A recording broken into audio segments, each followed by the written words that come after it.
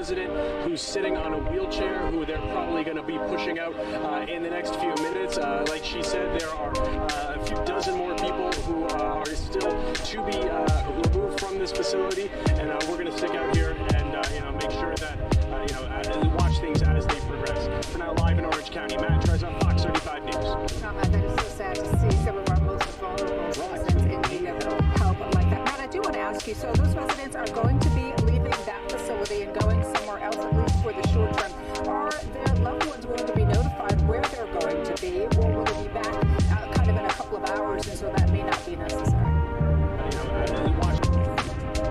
They are going to be in touch with their loved ones and letting them know where they're going. It looks like, from just my perspective, the situation is that the people aren't going to be coming back to this building anytime soon.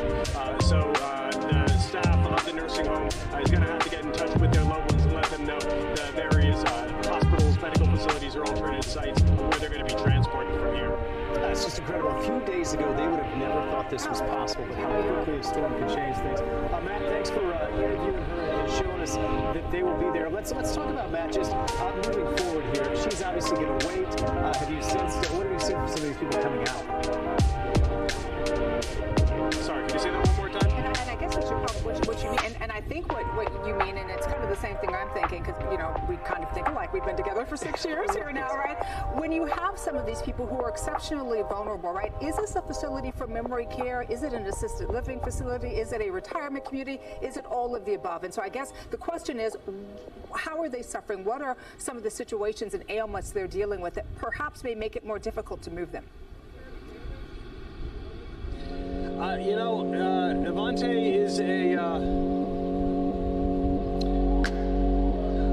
I apologize. I need to get some more of those details before I pass that along.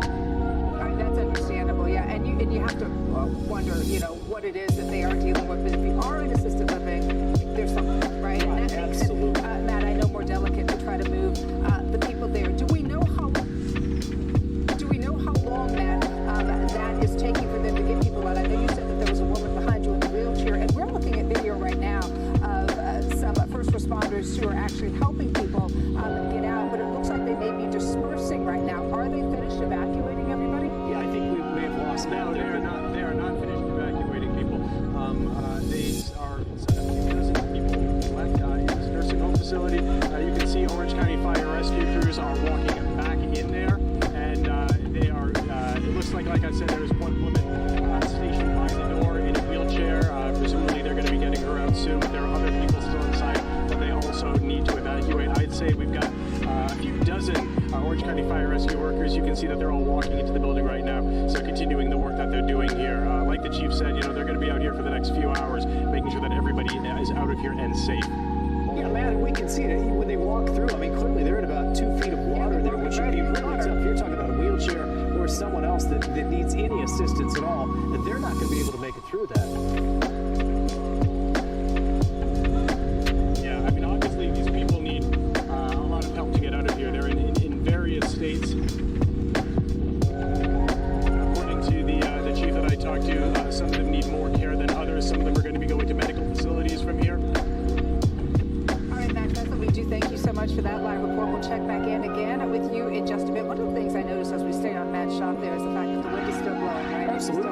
After all these hours, that is happening out there. Her say, look, I'm not leaving until everyone's out this building. Yeah. And they know that they've got to use some help as well. Absolutely. All right, so we do want to stay on some video that we do have for you as we continue to talk over this, because there are evacuations that are still taking place out there. And look at this. This is a resident, and we had just talked about this, right? How hard it is to get through there, and obviously they're not going to go by themselves. Absolutely. But Orange County Fire Rescue, that is what they're there for, to get them out. And you got to think that all these people have already been through the storm. They've been the anticipation of the stress that we all went through for a few days waiting for that. Then you watch the storm hit. It hits down south, and then they find out that all of a sudden it's an issue that's going to force them out of their place where they live. And the thing I always think about is, let's say you're somebody with Alzheimer's or dementia or Parkinson's or something like that, and you already can be easily agitated when your circumstances change. And so for those people now to have to be moved out of a place that they now know as their home to someplace else, you also are now going to have that added layer of having to deal with that once they get relocated into their new place. And as Matt Trezor said so clearly, they don't know how long they're going to be in this new location. Right. course, and then the relatives and family members have to be notified and figure out where they are. I think it's just going to be just a lot for everybody to kind of bringing another person out here as well. And you got to think with each person comes grateful family members as well, because you well could have family members that are out of town that are wondering about their loved ones, how they're going to get out of there. And you can see right now they're doing it with assistance. They're bringing 2 more out right now through the water that's about 1.5 feet right there. And you see this lady here coming out. She's got her feet raised, trying to avoid the water at all costs. And you've got to give such kudos, right, to our fire rescue and the men and women who go in there and just do this kind of work. And they understand, because guess what? They likely have parents themselves. They likely have loved ones themselves, and they would want to treat these people just as they would want to treat their own family and loved ones. And so as those folks come out, I know it is a daunting task, but they are doing it just so well. And we so appreciate everything they are doing to try to keep all of those folks safe. And as Matt said, they are not done. They keep going in and out, because there are probably several more people in there, if not more than a dozen people in there, who still have to be taken out. And then here's the other part of this. You've got to figure out where they're going to go. You've got to well, each person had one bag, so you've got to pack all their stuff in and take care of those little details that they're not able to do right. But you can't think that everybody's going to the same place, right? Because some places may be full, right? So they may have to be dispersed to different places, and then you think, where do I take them? Do I take them here, here, or here? Depending on what their needs are. So that is a daunting task. We can't overestimate how difficult it must be to move people who are suffering from perhaps debilitating conditions, in addition to being elderly, into new places while their place is repaired in the aftermath of Hurricane Ian. So that was a really, really good live shot from Matt, because it was just a reminder that it's not just the everyday people, right? Absolutely. Who need to be relocated. We've got our most vulnerable citizens in our city, beautiful, in our area, who also need to be relocated in times of hurricane and times of tropical storms, and this is one of them. And similar scenes playing out not just here in Orange County, but around numerous parts of Central Florida and certainly in South Florida as well, as they are aiding them as well. So that's Matt Trez out there live for us this morning. Matt, are you still with us? We'll get to Matt in just a little bit, but first let's move on to this story. So we were talking about all of the flooding, and you saw the water there, right? Downtown Orlando inundated with water after heavy rain overnight. Yeah, we've seen it in so many different areas, and really, if you've been with us since 2 this morning, we've seen Dave Puglisi go from spot to spot, and he's showing us more damage now. Hurricane Ian brought significant rainfall to downtown Orlando. One of the big issues had to deal with lakes. This is Lake of Woods, and it is overflown down Silver Court here, where you can see a car is trapped in the middle of this flooded lake. Earlier today, we saw an ambulance stuck in here. Emergency crews had to come to get those drivers out. We then saw some other crews try to move that ambulance while they were wading through chest-deep water just to get to it. Now, this isn't the only lake that was flooding out. Even major lakes like Lake Eola and Lake Ivanhoe were flooding as well. Now, even though, on the bright side, the rain is starting to ease up, which means the water level has dipped, which we have seen quite a bit of. But it's still not safe to go out and cross any of these until the water has fully resided. As latest in Orlando, Dave Puglisi, Fox 35 News. And Dave certainly has been up and down the coast. And having said that, let's set the scene here, shall we, of the record-breaking hurricane that was Hurricane Ian. It made landfall at 3 p.m. yesterday near Cayo Costa, that is off the coast of Lee County near Fort Myers. It reached maximum winds of 150 miles per hour. Now, we do want you to keep in mind here that landfall was at just about 3 p.m., but the storm was causing storm surges and extreme winds for the area for hours before that time. Yeah, Ian is now considered the 4th strongest storm to make landfall in recorded Florida history. But we mentioned today as well, while you put it right next to Charlie, there's no comparison in the size of these storms. It made the landfall, of course, as Charlie, the same back in 2014, 18 years ago, but a much, much bigger storm. And this one moves slow as well. Ian and Charlie's wind speeds and pressure are exactly the same, but as we said, a much different in size. And we saw it this morning and all throughout today with the amount of rain it brought, with the slow move upward north. And continues to bring rain even at this hour. Right now, you're taking a look at the daylight at the Sanibel Causeway, which has collapsed in parts after sustaining damage from Hurricane Ian. Several sections of the causeway are missing. You cannot get in or out, and that really is the only way in and out of that area. The causeway is the only way you can get out of the island, in fact. And so right now, the Coast Guard and search teams are there. They're looking to rescue anyone who may have stayed in Sanibel Island during the storm. I think we heard from the governor earlier. I mean, a lot of these things will take years to repair. This is going to be a very lengthy process in many places. Well, coming up at noon, President Joe Biden is going to make remarks on Hurricane Ian at FEMA headquarters. Fox 35 is going to have of that. We'll carry the response for the state as well as they look for federal assistance. There will be a lot of it coming from FEMA. And so we'll have that for you. Also, we've got some all-new video into the Fox 35 newsroom. Tropical Storm Ian damaging the exterior of the Westgate Palace Resort on I Drive. This video was shared by somebody who's vacationing in Orlando from England. It also shows an entire parking lot completely submerged. Take a look at this by floodwaters. Now, just to give you a little bit of reference here, the Westgate is just south across I-4 from Universal Orlando. And we want to give you a look at some of the flooding that we've been seeing across Central Florida. Yeah, here's some videos and pictures that we're getting in from our Fox 35 viewers. So many of you have sent those to us. Florida Highway Patrol posting this new picture as well on Twitter. It shows the turnpike closed in orange there. You can see that because of the water and significant flooding. The northbound lanes were closed there at mile marker 254. The southbound closed at mile marker 267. You can see the large amount of water that was over the turnpike. And so many roadways are closed because of flooding. And take a look at these images. This is out of the lake, the Vista Lake neighborhood in Orlando. They are experiencing flooding there.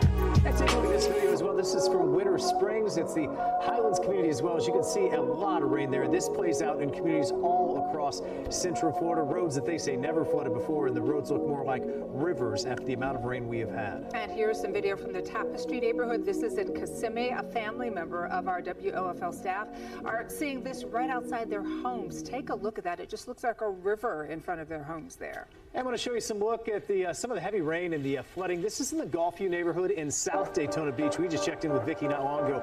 They're still getting hit, and that is the image there in Daytona Beach. Yeah, wind and rain still happening there. And a look at some damages coming out of Orlando after a tree fell onto a house. New video sent in shows a large tree out of the roof, just smashing through the roof of a home. This happened at the corner of Wagner and Westbrook Drive in Orlando. And you know, I always say it's so interesting when you have things like this. Go ahead and take a listen.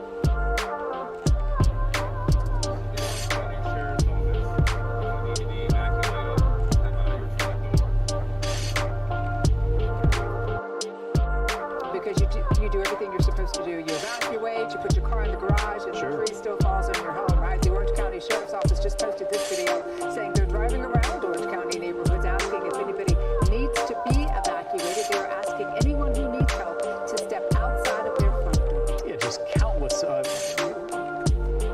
we have seen today. Not starts now. Tracking Ian. I want to show you some all-new aerial footage of Sanibel Island where the bridge collapsed. Anyone who's still on the island could be trapped there as well. Of course, the causeway is the only thing connecting Sanibel to mainland Florida as well. So much damage there. This shows water covering stretches of the bridge. There's also a portion of the bridge that has collapsed there. There's also a length of the road that's been battered so badly you couldn't even drive on it at this point. More footage shows buildings and homes submerged in water there.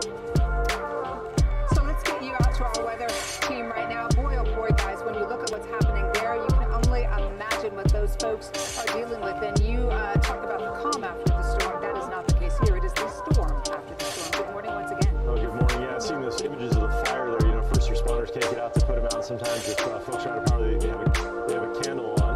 And, you know, sometimes that can get out of control and fires can happen. But Allison and I have been tracking the latest. We're going to go to Allison for the radar in a sec, but we've got a new track on Tropical Storm Ian. It's set to become a hurricane. Again, that's the new track. We've got tropical storm warnings in effect continuing for Orange County and the coastline. They've been dropped for Sumter County and Lake County. They do continue for the offshore waters of the Gulf. Hurricane warnings have now been issued for the low country of South Carolina. Ian set to become a hurricane, once again strengthening by 8 o'clock this evening with winds of 75 miles per hour, and then making a run toward the Charleston area in the low country of South Carolina with a 4 to 7 foot storm surge along and especially right of the track, which includes the McClellanville area all the way up through the Grand Strand of South Carolina. That's like Myrtle Beach, and flooding rains through the Midlands and eventually the upstate and the PD region of South Carolina and into the Piedmont of North Carolina, eventually raining out there in the Smoky Mountains. But this is a very significant storm, and the wind gusts continue. All right, that said, we're going to get back to the weather in a second. Ryan and Daniela, we're going to toss it also now to this press conference with the mayor of... we have been anticipated to receive approximately 24 inches of rainfall, and so far what we have measured here within the area is about half of that. The average rainfall across the county was 8 to 12 inches. However, there were some areas that got as much as 16 inches of rain. In terms of what will happen between now and the remainder of today going into tomorrow morning, it's projected that we will receive an additional 1 to 2 inches of rain before the storm leaves the area. And I'm talking about right here in Orange County. Some of the surrounding counties and areas are likely going to have a little bit more rain than that, but that's the news for us here within Orange County. I also want to share with you that for the remainder of the day, we're going to continue to have some flash flooding in various places within the county, but we should see that begin to dissipate as the day goes forward. One of the most significant rescues that we had in a flooded area was the Orla Vista area, which is in the West Orange County area and the area of Kirkland Road and Old Winter Garden Road in that area. Our fire crews, assisted by law enforcement personnel, evacuated approximately 30 people who live in what we call the Hope Circle area there in the Orla Vista community. Those individuals were evacuated to Ocoee High School, which is one of our shelters that's open at this time. You may recall that yesterday we had fire crews that worked with our LIRxLYxQuiet public bus system to also go into the Orla Vista area, and they evacuated people yesterday. And I'm told that there was some 300 people that were evacuated from our mobile home communities and the Orla Vista area and some low-lying areas into our shelters. And today we have approximately 200 people with special needs who remain in our shelters. We have another approximately 1,300 people who are in the current shelters. Those numbers are going to change. They may go up or down as the day goes on, but our shelters remain operational if you need to have shelter. Orange County Utilities has indicated that they do not have any customers without water at this time, which is good news. And I will tell you that Orange County Utilities, OUC reported that they do not have any customers without water. So Orange County Utilities, nor does OUC have any customers who are presently without water. However, we do have a significant number of persons in our community who are without power. We have between the two main energy companies, the Orlando Utilities Commission and Duke Energy, we have approximately 200,000 customers in Orange County who are without power. You're going to hear a little bit more from Duke Energy in just a few moments, who will talk to you about their customer base. The Orlando Utilities Commission did not send a representative here at this time, but they did provide a statement that I want to read for you. The statement is that there are approximately 70,000 of their customers who are without power in the Metro Orlando area, and about 11,000 of their customers in the St. Cloud area. OUC storm assessors are actively assessing our system or their system and will continue to do so while conditions remain safe. Line technicians will pause their work when wind speeds reach 35 miles per hour. Storm assessors will continue up until 45 miles per hour, and all crews will be mindful of flooding and other unsafe conditions. The Orlando Utilities says they are grateful to the OUC line and water technicians, as well as the many in-state and out-of-state crews who are supporting their efforts, including the more than 100 who are already here within our area and the many others who will join in the area tomorrow. They said that they'd like to remind everyone that they should never touch a down power line or wire, and instead they should report it to their utility provider. OUC goes on to say that customers are encouraged to visit the ouc.com/storm center website for important information. They ask that you also sign up for their weather alerts if you are outage alerts, I should say, if you are an OUC customer. They are able to provide these alerts in English and Spanish by texting REG to 69682. In other words, REG to my OUC. And so with that, I'm going to ask Sheriff Mina to come forward to say a few words, and following Sheriff Mina, we're going to have the Duke representative also come up, and then we'll open it up for any questions that you may have. All right, Sheriff Mina. Thank you, Mayor, and good morning to everyone. I want to reiterate to everyone to stay indoors, stay sheltered. As the mayor stated, there's a lot of standing water out there. We've had a significant flooding throughout parts of Orange County, and we're still having some pretty strong wind gusts, so I'd encourage everyone to stay inside at this time. Our deputies have been responding to calls all morning, mostly check the well-being calls, but they're out and about assessing some of the damage, and they too assisted with the evacuation with the residents at Orla Vista, including some pets as well. As you know, we have many high water vehicles that are at our disposal, boats and other things. So if anyone needs help because of the flooding, please don't hesitate to reach out. Our deputies and our first responders are doing, once again in this community, a tremendous job. So I want to thank them. All of them, our firefighters and deputies and our dispatchers here. We have dispatchers here sleeping that have worked some long hours. And one I was talking to, she doesn't even know what kind of damage she has at her home. So I know we have several deputies who have their homes flooded as well. Good morning, everyone. If you are watching us here on Live Now from Fox, you are watching a news conference underway with officials there in Orange County, Florida. They are discussing what lies ahead for the county and the types of damage numbers that they have seen so far. Our extended coverage of Ian does continue here on Live Now from Fox. Ian downgraded from a hurricane to a tropical storm overnight, but has now moved over the Atlantic Ocean and is expected to strengthen back into a hurricane, then make landfall again, this time in South Carolina. The coastal area around Charleston is now under a hurricane warning, and Georgia Governor Brian Kemp has declared a state of emergency for all counties in his state, asking for resources ahead of the storm's arrival.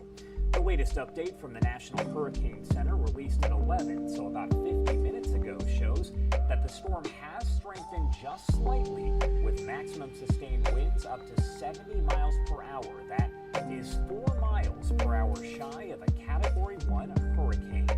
I do want to send you over to Fox Weather's coverage, as they are outside, it looks like in the Kissimmee, Florida area, where there is quite extensive flooding.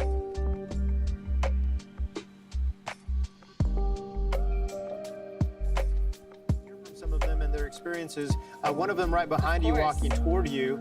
Is he available? Yes. Excuse me, guys. Are y'all able to? We're live on television for Fox Weather. Y'all are. I got to do the good work. There we That's go. true. So they are very busy today, guys. Yes. It's about lives. Out here trying to make sure people are safe. Absolutely. It's about saving lives and doing the rescues that are out there. Thank you so much, Randy Campbell. We'll check in with you a bit. I know that you're following them, so thanks for all your hard work and being out there. These are the stories that we keep bringing you that we continue to follow as well.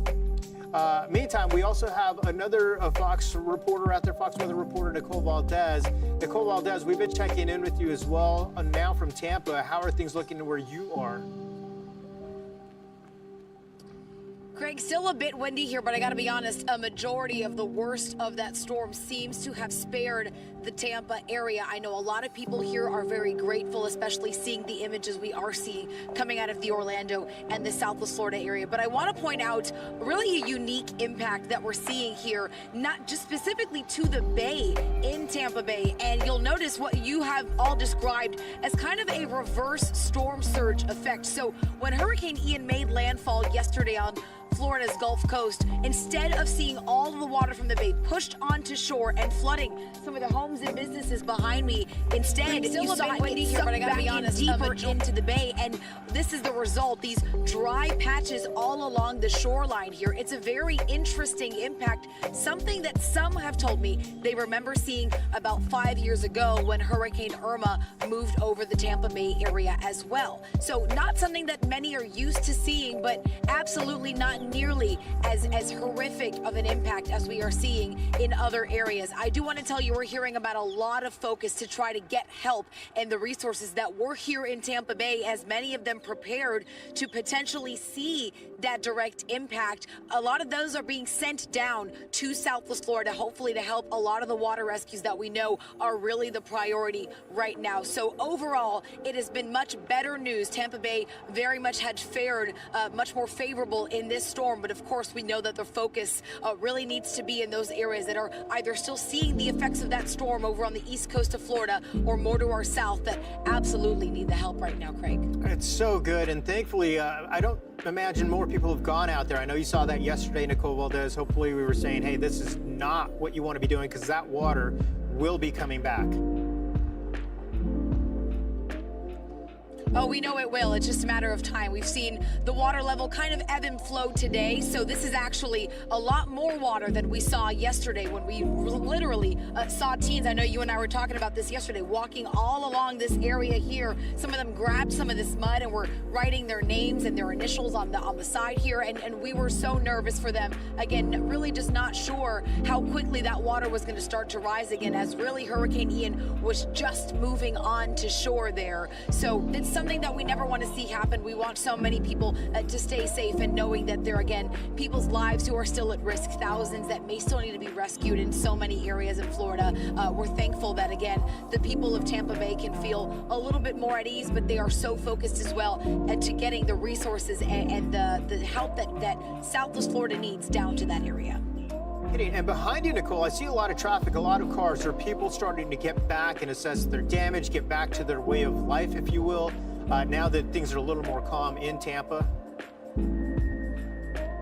We did just get an update from Hillsborough County officials. So the emergency order for the Hillsborough County area has been lifted, and evacuation orders have also been lifted. So it seems as if, you're right, people are starting to get out again. They want to check on their homes. They want to see if anything was blown away by some of the winds we saw here. Some of them may be going back after knowing that they did evacuate, which is really good news. I'll tell you, earlier this morning, we heard about 7,000 or so people were waking up in shelters today because they really listened to the warnings from those emergency officials who told them it is best to get out, knowing that Tampa Bay area could have seen a direct hit from Ian, especially with how strong those winds are and how much water we were expecting to fall. People listened, they got out, they got to a safer place and went to a shelter. So that's great news. But yes, it looks like as things start to calm down now, as people recognize that the damage here not nearly as significant as it has been in other places, are starting to try to not only return to their lives,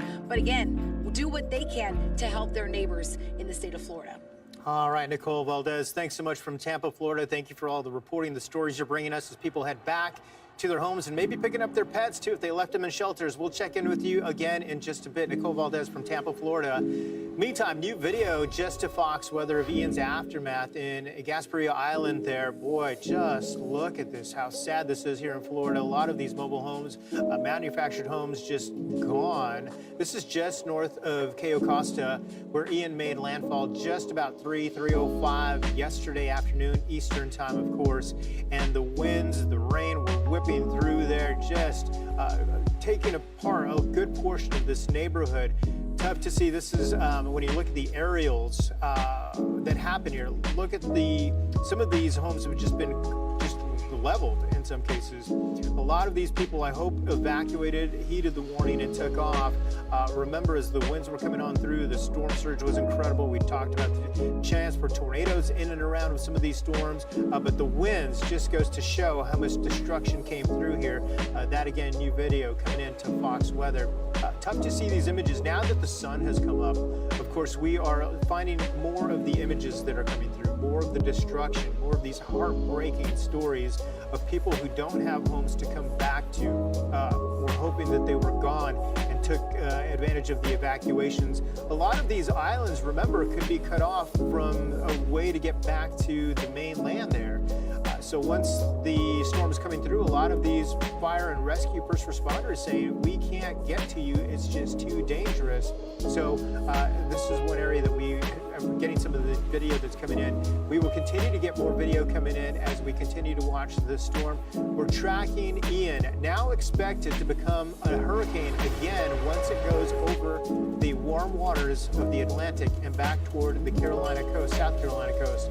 We leave you with this live shot right now of St. Augustine, Florida. The road no longer there. It is covered, submerged in water. What you're watching right now is the live coverage from our partners over at Fox Weather. I do want to remind you, you can download Fox Weather's app. Go to the App Store or Google Play Store, and you can just search Fox Weather. They do have a radar. They have a lot of different options there, so you can stay up to date on the latest information related to the weather in your area. I do want to send you back over to our Fox 35 Orlando team. They are speaking with officials in Orange County about the damage in that area and repairs, as we do expect Ian to become a hurricane once again later on today as it moves over the Atlantic and then over South Carolina.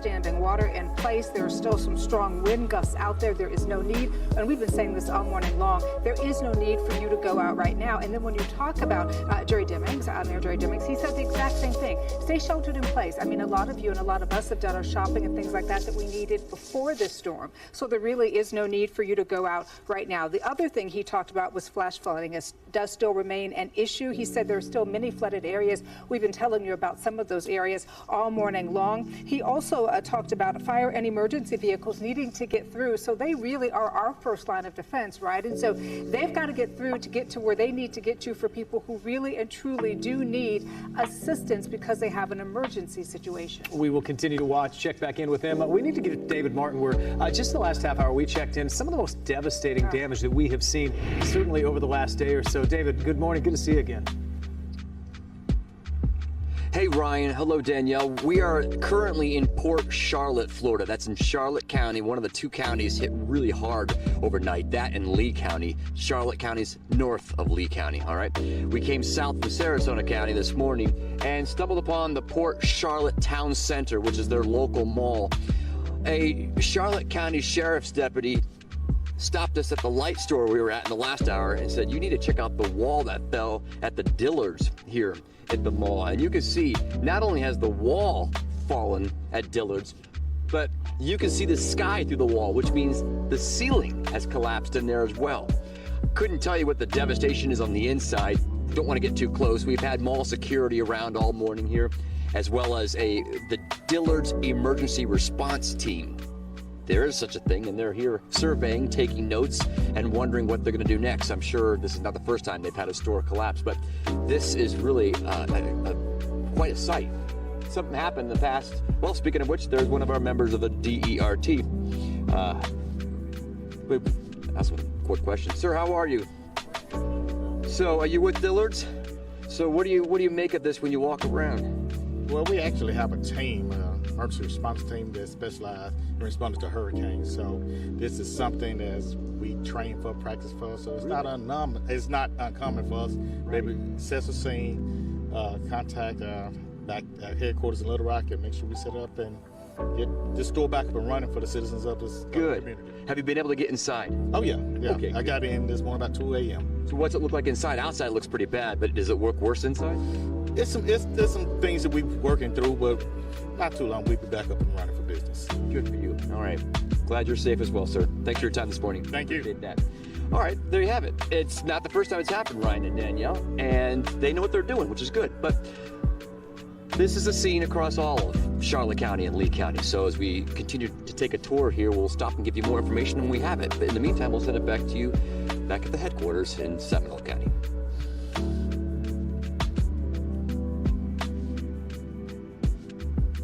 Did bad, but there's just not much left of that store behind you.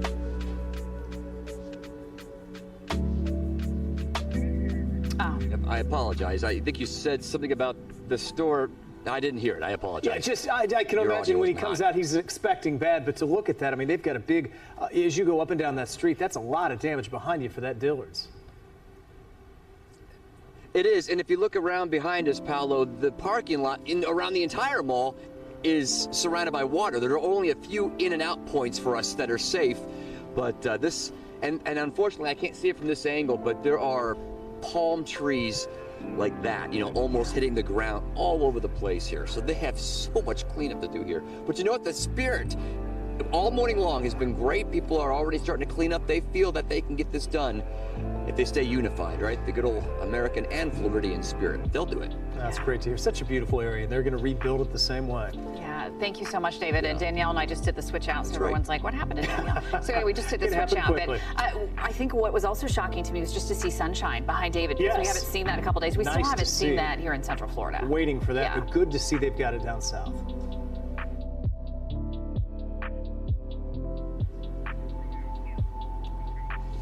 And we're going to start our next hour of coverage here as we kind of move in now to what we're going to watch, and that's tracking Ian, of course, at the hour of the storm is moving into the Atlantic, and with that comes a little sunshine in different spots, certainly not here. Yeah, here's a coastal view for you, just to give you an indication of, you know, we're going from David Martin, who is in sunshine, you know, over on the Gulf Coast side, and this is what the Atlantic coast side looks like. This storm is still nasty and still doing its number on some of our sort of north central counties right there along the coast. St. Johns County up by Jacksonville getting ready, of course, South Carolina getting ready for this as well. So we will continue to watch that. We kind of get a sense of what's coming for them. We also have a live look for you in St. Augustine, also expected to take quite a beating from this storm as it continues to make its way up the coast. One of the things we always talk about is how tropical storms, which is what it is now, can still do just as much damage as a hurricane based on the amount of rainfall. Yeah, and especially, you know, St. Augustine's such a treasured city there, and they have had their share, of course, in Flagler County and up farther north of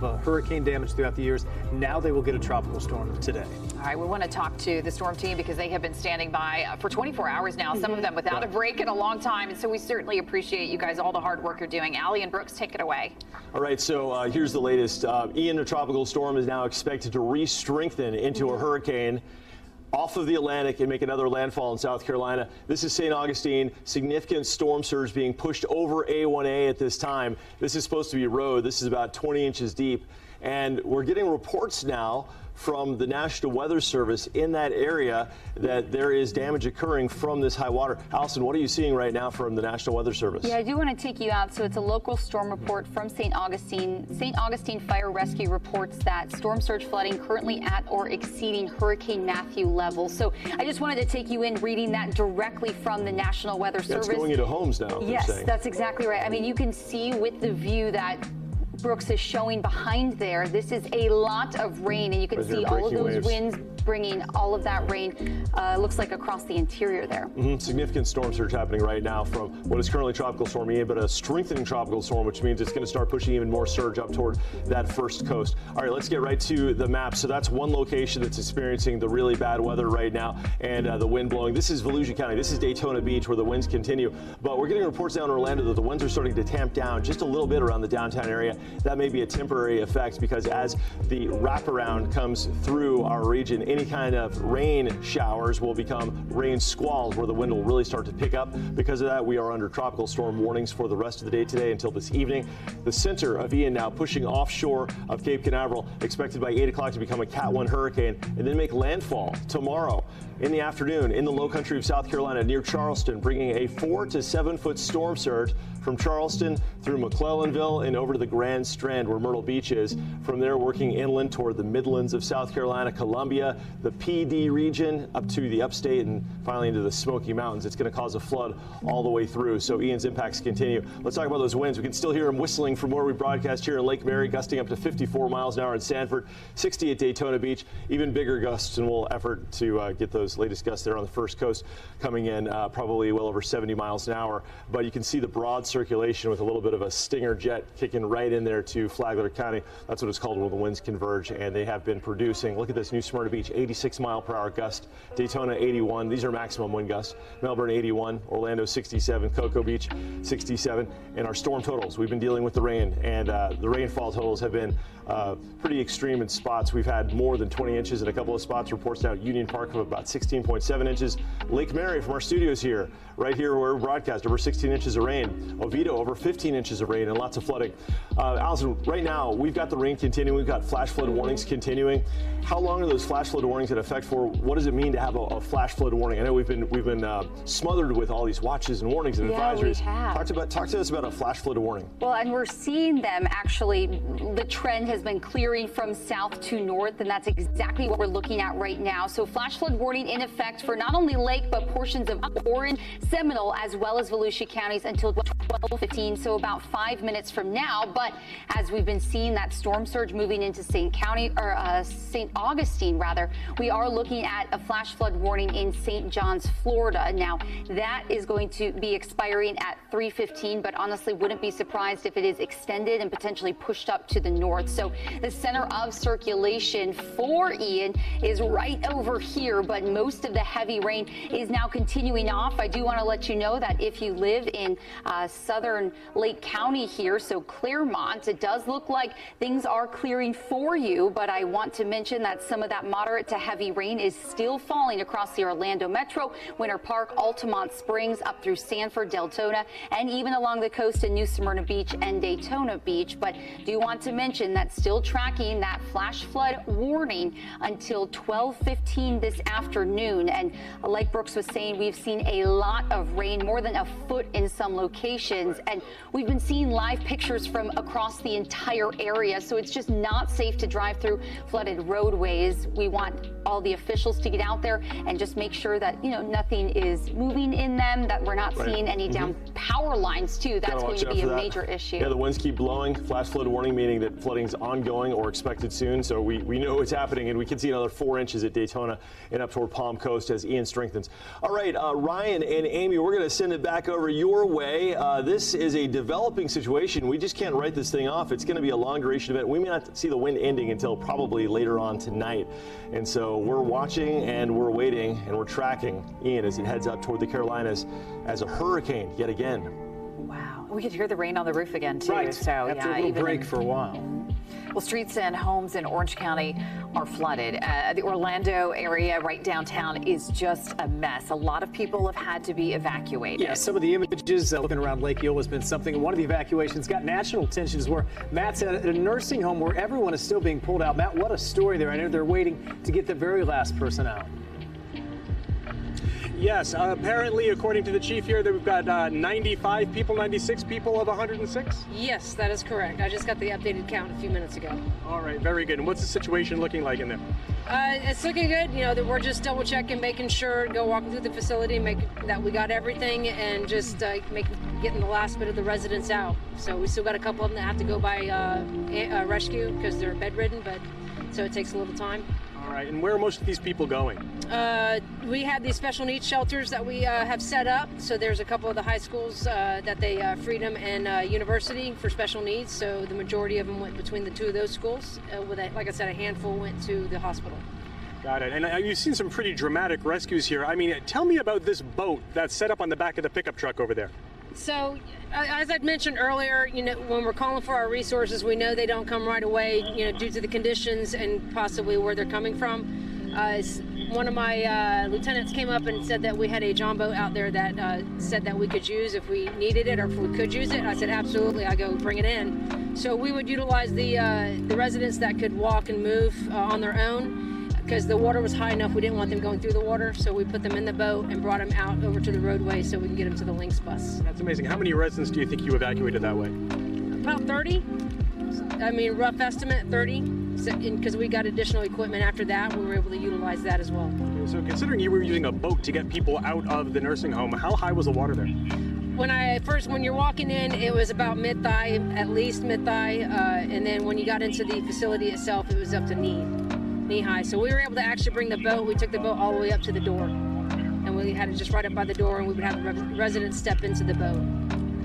tell me about the residents. I mean, do they seem in good spirits, all things considered? Yeah, no, they all seem in good spirits. They're appreciative and thanking us for being out here and helping them and getting to a dry place into the shelters. How many firefighters and crew do you think you have on hand here? I would say anywhere from 30 to 40 we had out here working. Have you had any other calls like this during the storm, or is this the first one? No, I know that there's been multiple locations where we've had some issues with the water, and we had strike teams set up, and I know that strike teams have been sent out to various locations throughout the county. I don't know what the details of those specific rescues, but I do know that they were used throughohout the county. What's the risk of electricity and problems with it here in the building? I understand you cut it off? Yeah, we did, because we had water, because the electric sockets, and they were getting water from that. Like I said, it was knee high, and we did start smelling a little bit like a burning smoke, but we cut the power to it, and as soon as we did that, everything cleared up. So everything was good. Nobody was in any danger at any time. So because they had power when we got here, they never lost it. It wasn't until the issue with the water getting into the electricity that we shut the power down to them. So I did some research, and I see that this center provides memory care, full service. It's essentially a full service nursing home for any kind of situation that a person needs. So for the relatives, how are they going to find out where their loved ones are going? That'll be through the staff at Avante, because they've been assisting with us side by side as we're bringing them through to send them to the shelters, accounting for who's going where. So they will be the ones that reach out to the family members to let them know where their loved one is at. So if a family member is watching this and wants to know where their loved one's going, they should contact Avante? Yes, that is correct. All right, very good. That's basically all the questions that I can think of at this point. Is there anything else you want to tell me or let me know about the situation going on here? No, not this time. Just the good news that we almost got it all cleared out and into a shelter. All right, very good. Well, I appreciate your time. Thank you so much for speaking with me. And we're going to stay out here. We're going to talk with some of the folks who are helping out here and bring you more information as we can. Live in Orange County, Matt Trezza, Fox 35 News. Yeah, Matt, important now that the families know they can contact them, because obviously communication is big here. They want to know their loved ones are okay as well. And this made national headlines. I think seeing people being carried out and seeing people coming to the need of people that desperately need help that they didn't need 48 hours ago. I know I had to feel good for all the members of that team that have been rescuing.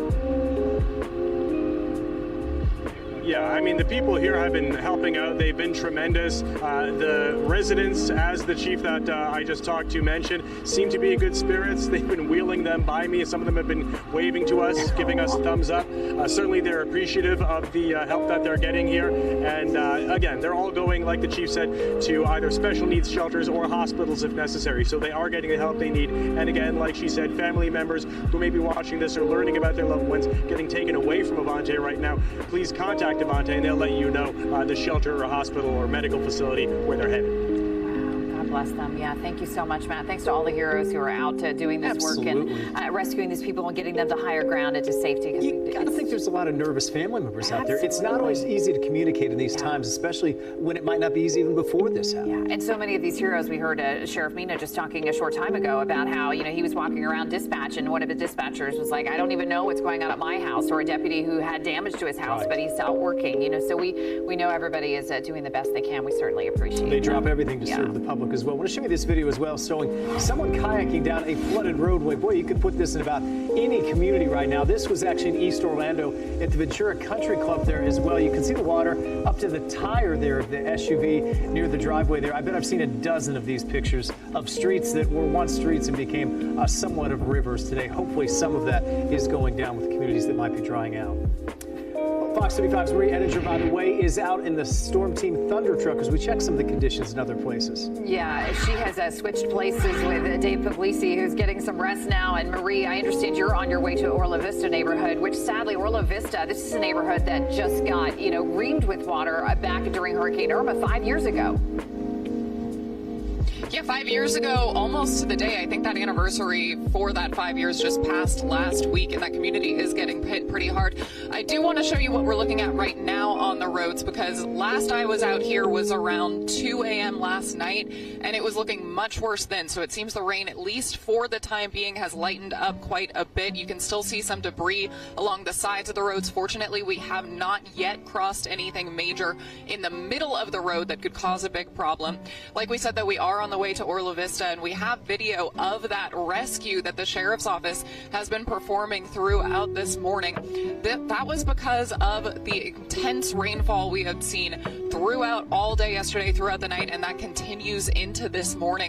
This happened after all of the county's efforts to avoid it. They had been pumping water out of the area just to try to increase their rainfall capacity.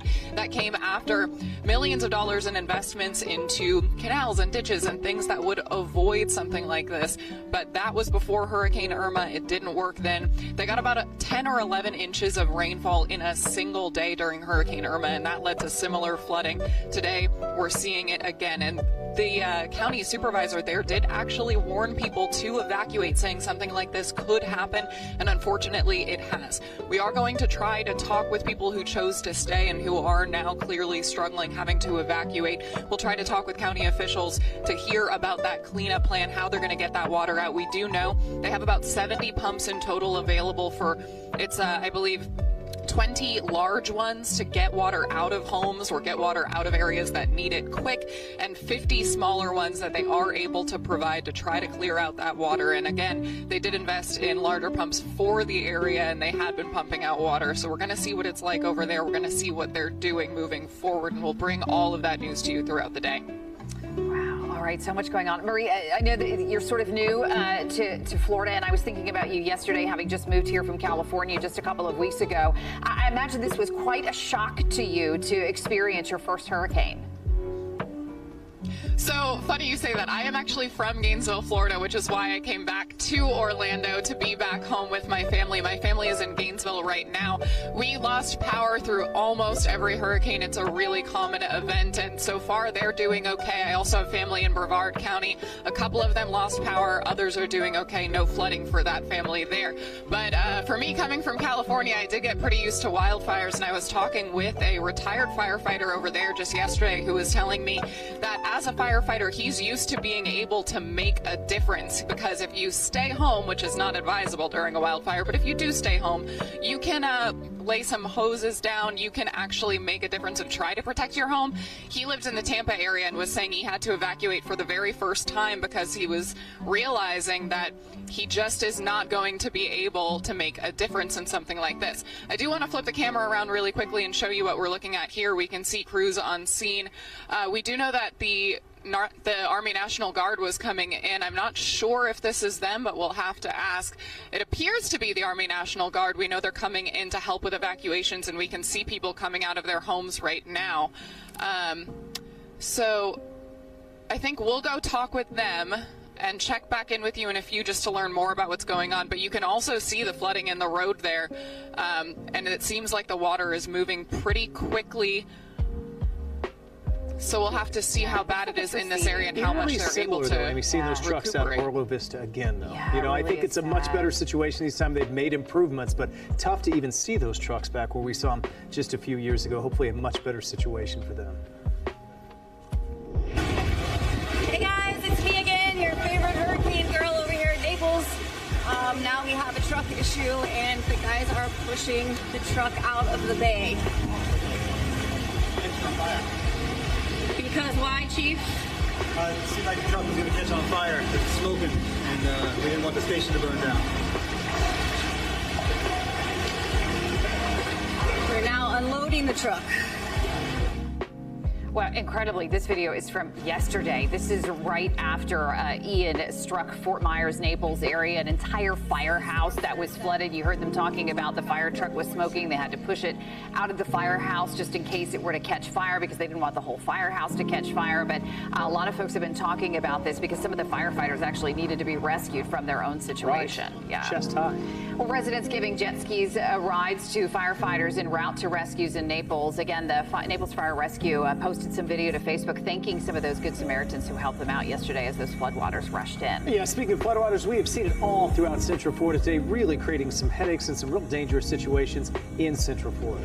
Fox 35's Marlisa Goldsmith has a look at some of the roads in the neighborhoods in Seminole County that are underwater. We are going to be checking in with her coming up in a little bit. Here we go. Here in Altamont Springs, several neighborhoods underwater. Take a look at the flooding here. You can see crews from the Seminole County Sheriff's Office that are now going into these subdivisions, bringing people out who are trapped in their homes underwater right now. If you can just take a look at the scene, the response here is incredible. People coming out, people who are stuck in their homes. There are boats, there are trucks that are making their way down there. It's an incredible response. Just take a look. There are kids coming out of this truck right now. I mean, it's hard to imagine what's going through their heads right now as this response is massive again in Altamont Springs. We are joined now by the city manager of Altamont Springs this morning. I want to go ahead and bring you in so that we can talk a little bit about the efforts and just what you've been seeing this morning. Well, what you're seeing this morning is an incredible combination of Seminole County Sheriff's Office resources, Seminole County Fire Department resources, and Altamont Springs Police resources serving these residents. This is a terrible situation. The area in Spring Oaks in Altamont Springs is in a floodplain, and it's flooded like this for millions of years. It just so happens that these homes were built before there was a FEMA and before there were floodplain maps.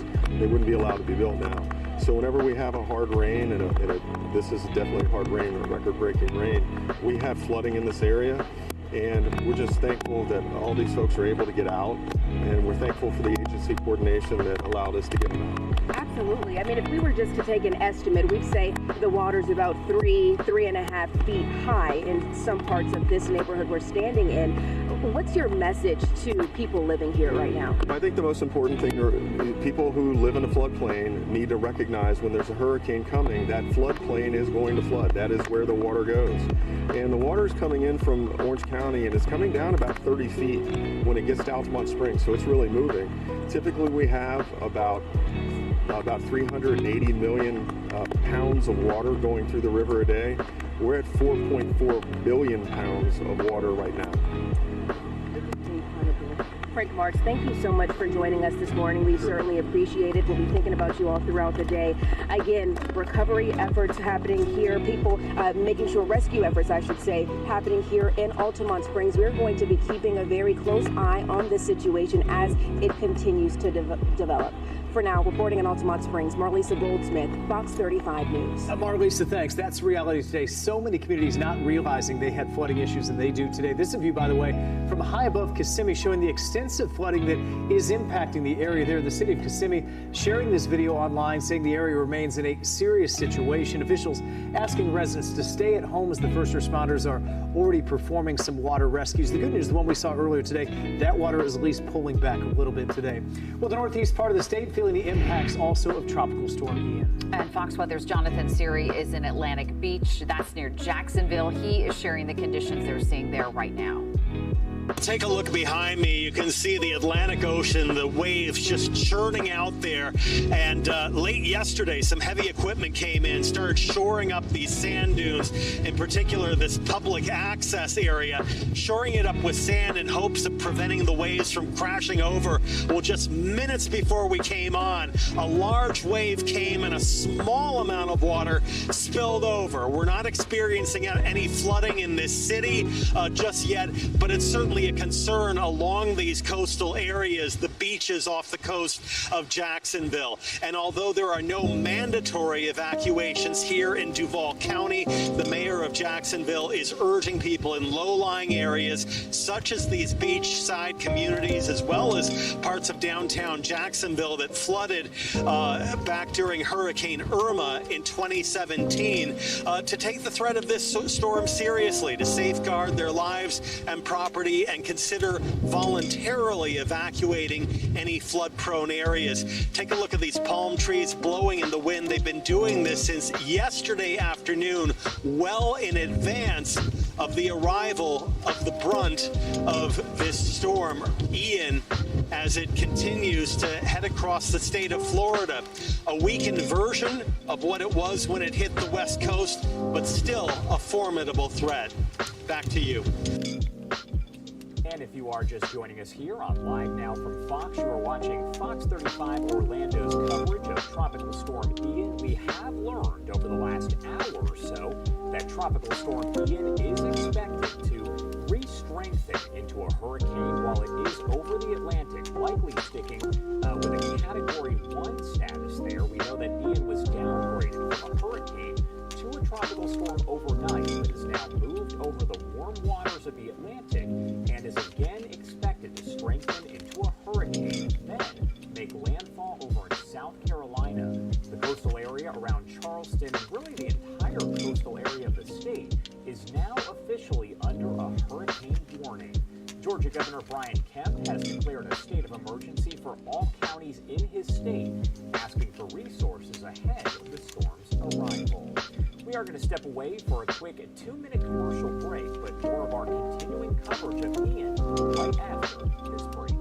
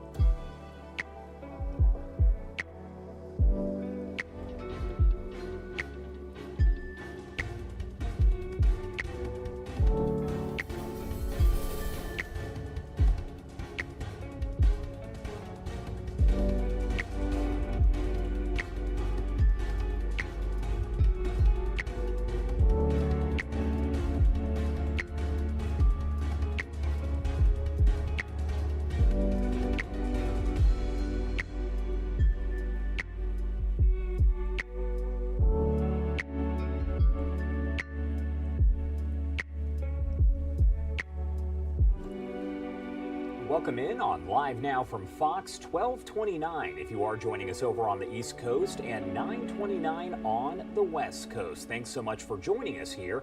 We are continuing to track Hurricane Ian, now a tropical storm expected to once again strengthen over to Category 1 hurricane status as it does head next for landfall in South Carolina. We have been checking in with our Fox 35 Orlando team for their coverage here. I do want to listen in raw and unfiltered on Live Now from Fox. Making their way through the County Sheriff's Office, a big vehicle that can go through these floodwaters, passing by just a little bit earlier. But of course, the Volusia County Sheriff's Office telling people to stay off the roads. We're reporting live in Daytona Beach. Vicki Carr, Fox 35 News.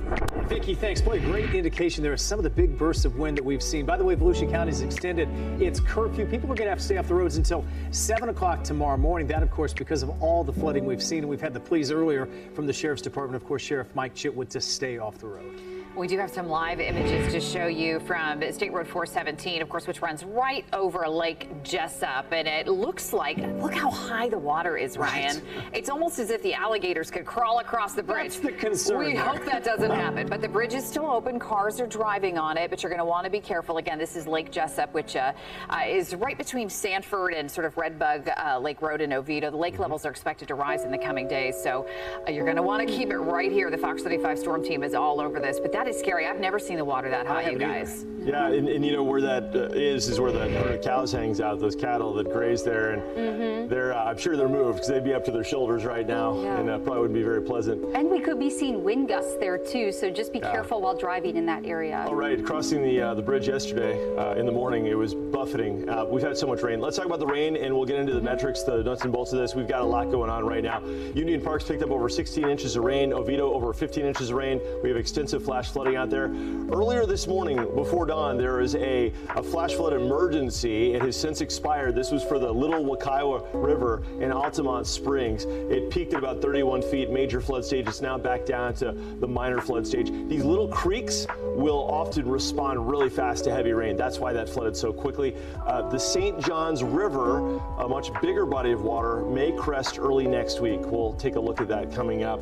This is a live view from St. Augustine. This is A1A covered in storm surge. There's the ocean, and it is surging right now because we've got a strengthening tropical storm Ian with winds of 70 miles an hour now offshore over the Gulf Stream, expected to become Hurricane Ian yet again this evening and then make a run at the Carolinas. In fact, by 8 p.m. it'll be a Cat 1, if not sooner. And then it's forecast by tomorrow afternoon to work into Charleston in the low country of South Carolina, along and east of its path from roughly the Beaufort area through McClellanville and up into Myrtle Beach along the Grand Strand. There could be a storm surge of between 4 and 7 feet. Now, a lot of this area is very low. Edisto Island, Keogh Island, Folly Beach area, all of these places could be inundated. So folks there need to think about evacuations. If you got friends or family there, the storm will then work into the Midlands of South Carolina, up around Columbia. Flooding rain possible. Also the PD River region. That's the river that runs from Florence down through Horry County and then into the Piedmont of North Carolina before it finally peters out. But I mean, this system continues, and the winds also on Daytona Beach. 64 mile per hour wind gust at Daytona Beach. But to the west of the system, things are starting to quiet down now. We've got winds of about 18 to 20 in Leesburg. Ocala, not too bad, about 20 miles an hour. But we're still getting buffeted in Sanford with winds over 54 miles per hour. You can clearly see the circulation now moving out over the warm Gulf Stream. That's why this is going to strengthen. But oftentimes with the strengthening tropical storm, you can catch wind gusts that are kind of rogue in nature. Well, it'll have been really quiet for a while. Then you get a squall, you get a shower that's wind-driven rain, and then all of a sudden you catch wind gusts over 60 or 70. So we could see gusts that could knock down trees, especially on our east coastal counties through the day today. New Smyrna seeing a wind gust of 86, Daytona 81, Melbourne Beach 81, and Orlando 67, also Cocoa Beach. So Allison, the rain continues out there, and we've got some flash flooding issues continuing as well. Yeah, that's exactly right. It's actually moving up our coast. So I do want to mention that the aerial flood warning that does include portions of Lake, Orange, Seminole, Osceola, Brevard, as well as Volusia counties has been extended until 2:30, meaning we are seeing flooding in that area, and areas that don't see it still could. So we're keeping a close eye out on that, but I do want to take you up in Flagler County. A flash flood warning just started and will be expiring at 3:15. But I do want to mention with these flash flood warnings, like we saw this morning, that they continue to be extended and pushed up to the north. Another one in St. Johns County. That's going to be near St. Augustine. Brooks has been doing a great job at showing you the live picture of that storm surge moving in. So likely going to be seeing a lot of flooding in that area. But I do want to just take you out to our Fox 35 storm tracker radar. Now the center of circulation with Ian is out over the Atlantic, but you can still see some light rain that is moving over portions of downtown Orlando. We're seeing that into Seminole County, Northern Lake, Volusia, Flagler, as well as beyond. But we do want to mention that we still could be seeing some strong wind gusts from that. So I'll take you out to our wind gust graphic here, and we're looking at about 28 mile per hour gusts in Kissimmee, 55 in Claremont, 54 in Sanford, down a bit in downtown Orlando at 38, but still along the coast, not as much friction there. So we are seeing a lot stronger stronger gusts at 64 miles per hour in Daytona Beach and about 63 in Palm Coast. But Brooks, let's take things out to a live look at Daytona Beach. Right now, we've been watching this camera, but for good reason. It is really blowing. The winds here are gusting. I mean, Daytona right now is experiencing the full force of Tropical Storm Ian. Often with a strengthening tropical storm, you catch hurricane force wind gusts. This may become a hurricane well before 8 p.m. as it's over the warm Gulf Stream waters, but we're getting pounded here with torrential rains, unrelenting wind off the waters, and occasionally, indeed, you'll get a wind gust well over 70 miles an hour. And we've also been looking at some birds getting, I think they're birds. You'll occasionally see like a black spot race across the screen. I'm guessing they're birds, but they're flying quickly along the wind there in Daytona Beach. I want to take you also back to St. Augustine. Well, actually, we lost our camera there. We'll check it out again when it comes back if it does. But St. Augustine has been enduring a storm surge up there in the St. Johns County area. Oh, here it is. It's back. Here it is. So the camera's been kind of coming in and out, but this is the edge of the water. This is A1A, and it's under about 20 inches of seawater just being wind blown, and kind of like a lake. You can see the wind direction coming right down A1A from that direction, the north-northeast toward the south-southeast. That's actually changed. It was coming directly from the east. So as Ian works north, the winds are going to start curling around. You start to see evidence of that with this. But I mean, this is extensive. The National Weather Service says, you know, not only is this storm surge obviously impactful, but it's now going into homes in the St. Augustine area, as is the flash flooding from the fresh water of the rain pelting. We are far from, unfortunately, over with Ian for Florida, and the first coast right now is definitely the worst coast as far as Ian's impacts. Future rain right now. We're almost done with all the really heavy stuff as far as major impactful accumulation. We could still pick up in downpours over the next few hours in places like DeLand and Pearson, 1 to 2 inches, maybe 3, but it looks like most of it will be from Palm Coast down through Daytona. And if you hear it raining, and we hear it raining right here from our studios in Lake Mary, yes, it is of course pouring, but it's really just a wind-driven rain, so maybe it's not going to accumulate as much as the earlier truly tropical downpours from this earlier in the morning and late last night, because as the core moves out, we're going to be on the west side of the storm, so generally speaking, conditions will start to improve, and we'll start to see our winds finally dying down. But at the coastline, they will not. And in fact, that's why the National Weather Service has continued and extended their tropical storm warnings from St. John's down through Flagler, Volusia, Brevard, all the way down through Indian River, St. Lucie counties, and Martin County to the south. We're still looking at here in Seminole, Orange, and Lake counties, so expect tropical storm force wind gusts to continue, with the winds moving off toward the northeast and not clearing the coast until after 10 o'clock. Look at this shot from iDrive, Allison. It is blowing out there. Northwest winds sustained at about 30 miles an hour.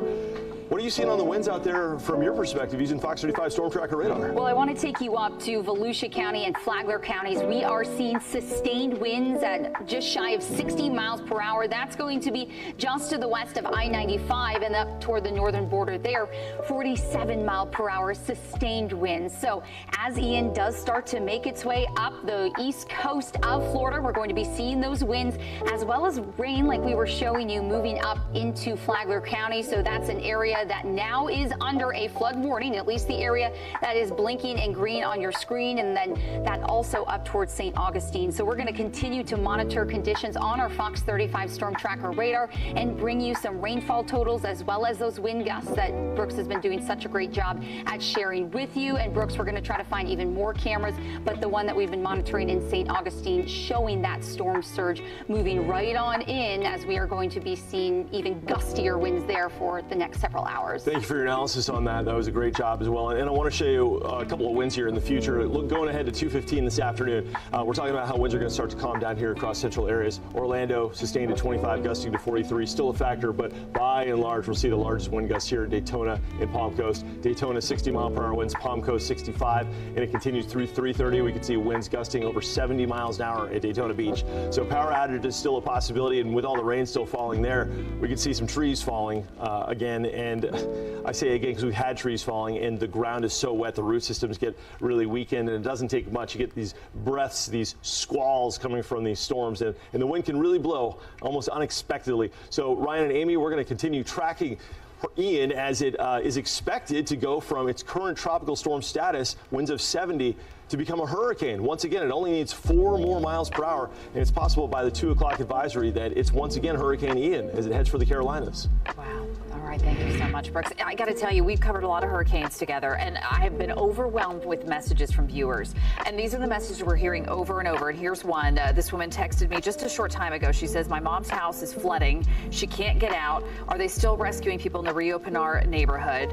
And then she texted an update an hour later saying that thankfully Orange County Fire Rescue came and got her. We're getting these messages Dozens of over and over again. Beyond what we saw in Dorian and some of these other storms, for sure. It's really scary. Well, even though it is now a tropical storm, it is still causing major problems, and the impacts are far and wide. We've been talking about this as it moves up the coast of Florida before the storm goes back into the ocean. And Rebecca Castor is live from Atlantic Beach near Jacksonville. Rebecca, I used to live in Jacksonville. I know the anticipation of the storm moving there. They've got to be nervous seeing what happened here and what happened in South Florida. That's exactly right, Ryan. And let me show you the waves that we're seeing out here. I mean, you know from living here, this is not the norm for the Jacksonville area beaches. You can just see the storm surges. It's coming up pretty significant over the past several hours this morning. We've even seen some of the water pass those sand dunes and come up into the walkway. So we are watching the storm surge very closely. Now we're also here feeling those tropical storm winds that your meteorologist was talking about. We're expecting winds here to reach over 70 miles per hour today as well. So we're bracing for that here as well. And of course, as you guys know, most beaches on the East Coast today are closed to the public. We have seen a few onlookers this morning coming out to check out the waves, but for the most part, people here are heeding the warnings and they're staying away from the beaches. You know, with storm surge, you just never know when the beach that you're standing on, it could be swept away right underneath you just within a matter of seconds, and it could reach up to 6 feet today. So like I said, we're watching that closely. In Jacksonville area, it's not expected to take a direct hit from Ian as it goes back out into the Atlantic, but you can see, Ryan and Amy, the impacts here are still pretty significant. I'll send it back to you guys.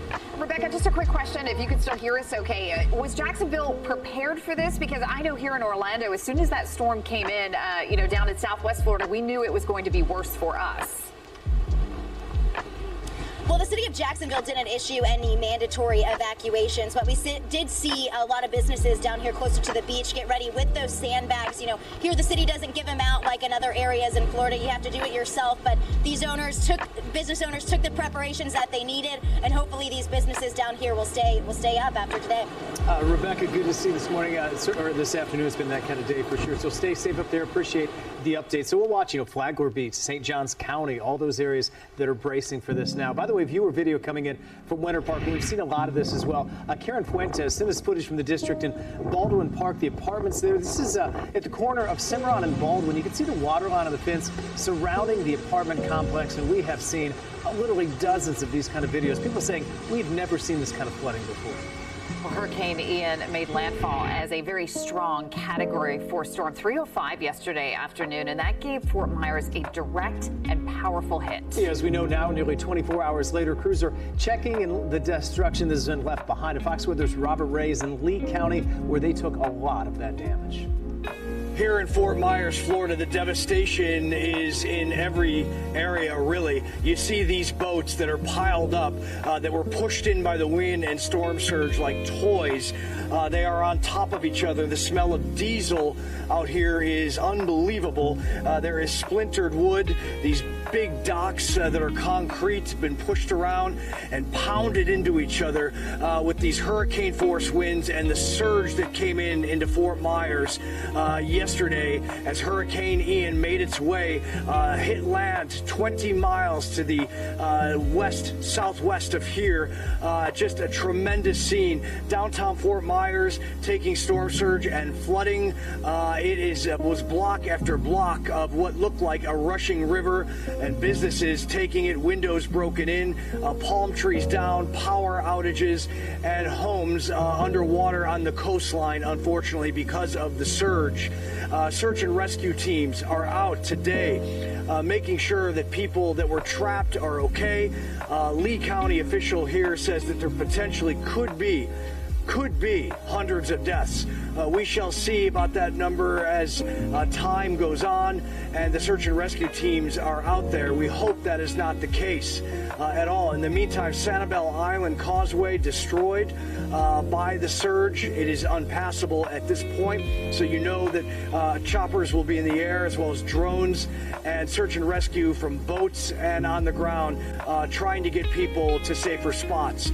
Meanwhile, there are over 2 million power outages in the state of Florida as I speak right now, as Hurricane Ian continues to trek up the peninsula, causing damage in its entire path. This is as bad as the aftermath of a hurricane can get, and we just hope that the numbers of fatalities are not what Lee County officials are predicting, and that people will be rescued from harm's way and put into loved ones' hands. Reporting in Fort Myers, Florida, Robert Ray, Fox Weather.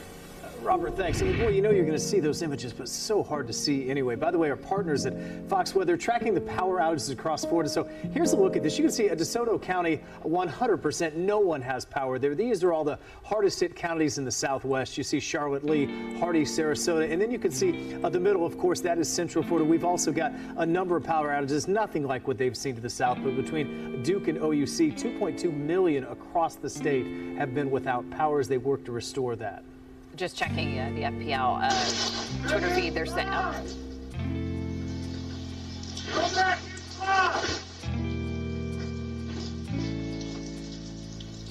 Well, this is a video just into the newsroom showing sparks flying at a home at Ecoe. According to the viewer, they say this happened about 10 o'clock last night when their power supply ripped from their neighbor's home and was on fire for about 7 minutes. We are seeing scenes like this everywhere because of the amount of water. Absolutely. So much water, some of it getting into the transponders. And I was just going to say real quickly that FP&L saying they are out in their communities right now doing the best they can to try to restore power where they can. They're having a news conference down in Collier County here in a couple of minutes. That is one of the areas where you were just talking about, Ryan, where they are almost completely without power. And you may have 30,000 linemen ready to go, but they've got to wait. They're getting better weather down south. But we took that shot with Vicki 20 minutes ago. Volusia County, they're not going to be doing any work with those kind of conditions. So we'll continue to watch that. And certainly some people have been without power since yesterday in the Central Florida area as well. We're going to continue to watch that, and we'll continue to get. We got an update from Mayor Demings on that before, who said they know it's an issue. You just have to be patient, let them know, and then you just kind of have to wait like we do often in these times. And I think the other thing we're going to notice is that as long as the floodwaters are there, the ability for the line, one, to get in, and two, the danger of trying to repair lines when there's floodwaters, it might not be safe. They may have to wait for some of those waters to recede in order to truly get So in there. many of us have been in that spot. When you get that back on, it is a great feeling for sure. We want to check back in with David Martin again. We've been watching throughout, of course, this morning and now into this afternoon with some of the damage he's seen. And he was in Northport in Sarasota County. That was an area that got a lot of damage from the storm. Let's take a peek. So essentially, we were in 150 mile an hour winds for about 8 hours. The devastation is amazing. Now, I've been through Charlie, I've been through Irma, I've been through Andrew, and this was unique because it just kept going and going and going and going. It was scary. It was scary. My wife and I were huddled in the hallway of the house, and just with the